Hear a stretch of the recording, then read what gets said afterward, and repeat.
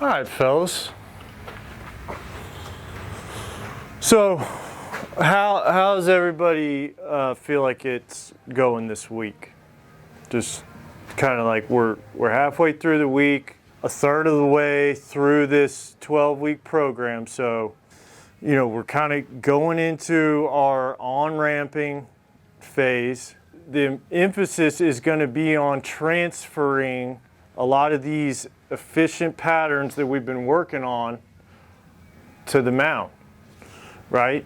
And that's where a lot of times where the roadblock comes up. Like, you guys are all doing a pretty good job on flat ground, you know, like understanding, controlling managing your intensity. Like, we've been talking a lot about that, you know, being under control, being smooth. But obviously, it's a lot harder off the mound because we're on a slope and there's gravity that is pushing us down, right? So how do you guys feel like it's going with that, like transferring this stuff to the mound?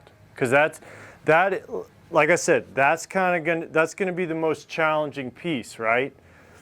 So how do you guys feel like that's going at this stage in the program?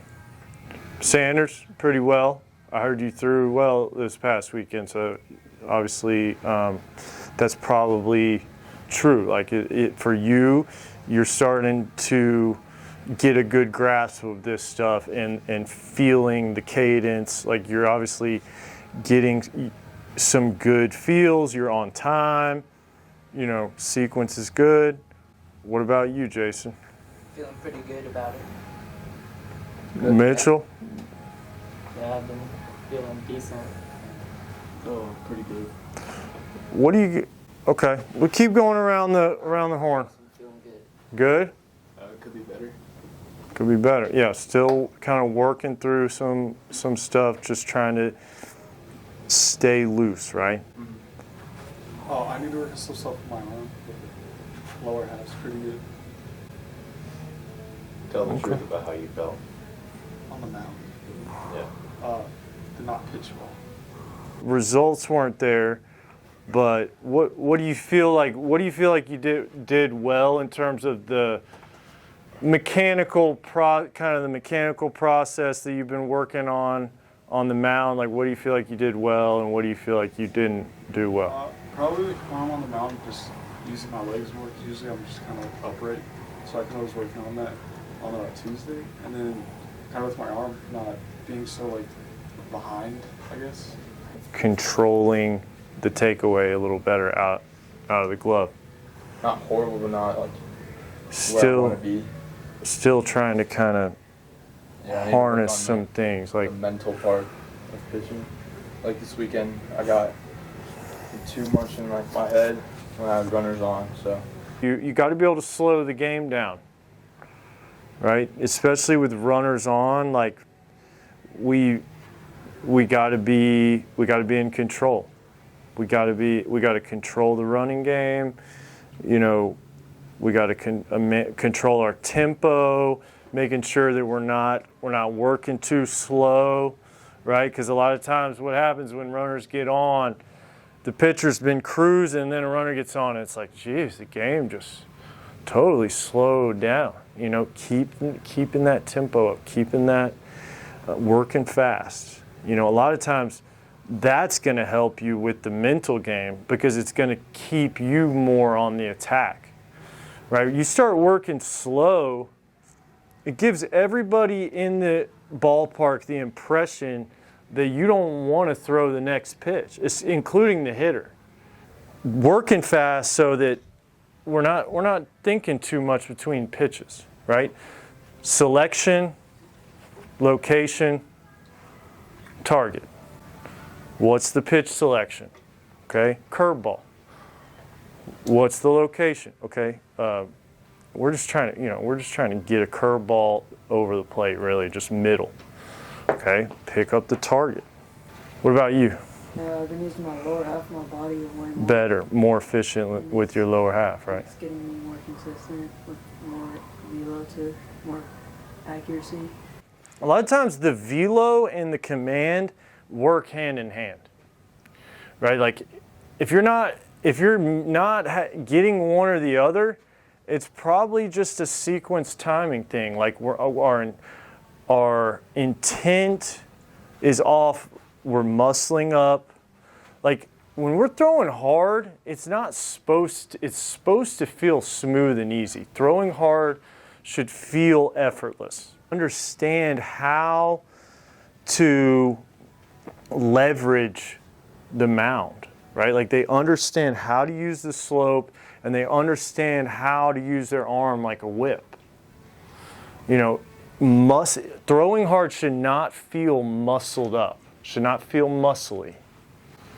Okay, like nobody says, I'm going to try to throw hard today and just throws hard, right? It's something that happens over time. Like by doing the right things day in and day out, then one day all of a sudden it's like, okay, it's mound day. I've been doing my light intent. I've been doing it actually light intent. I've been doing my long toss without muscling up, right? Actually keeping a loose arm, even in long toss. And then one day you get up on the mound, it's like a year later after you were throwing 70, maybe 70 miles an hour, and then all of a sudden it's like, wow, I'm throwing 80s, you know? And that's where most of you guys in this program are. Like most of you guys are looking to make that kind of jump. It's something that happens by getting the patterns down and being able to sequence them down the mound. The only way that we're going to be able to make these changes is at low effort. So it's important that you guys continue to perform these low effort reps well. So that kind of leads me to the last point that I want to make here. You know, the other day we were talking about separation, right? What its job is in the delivery, like what our cues are, what are the feels that we're trying to get with separation.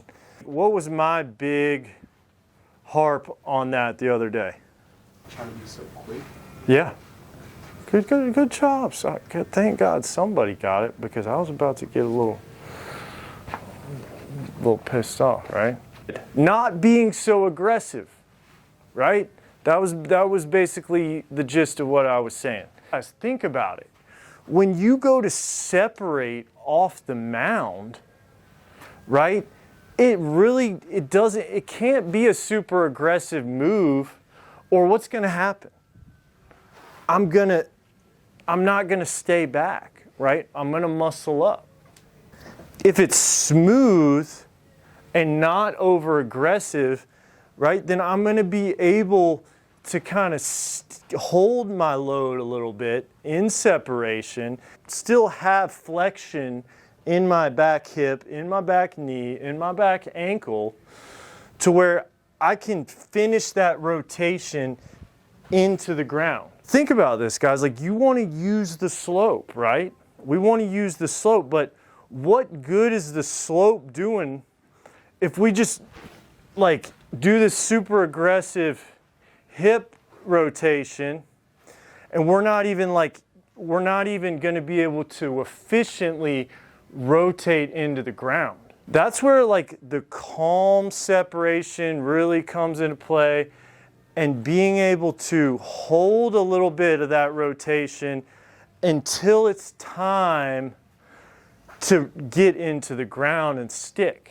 Do less with your back leg. Keep in a little micro bend in that back leg. Ride that. Voida, you're saying, oh, you know, I need to use my legs more. It's not so much about doing more, doing less, you know, letting the energy be transferred efficiently. Like you're talking about, oh, I need to do more. I need to get more into my back leg. You don't need to get more into your leg. You just need to be more efficient. You need to be more under control, on time with your delivery.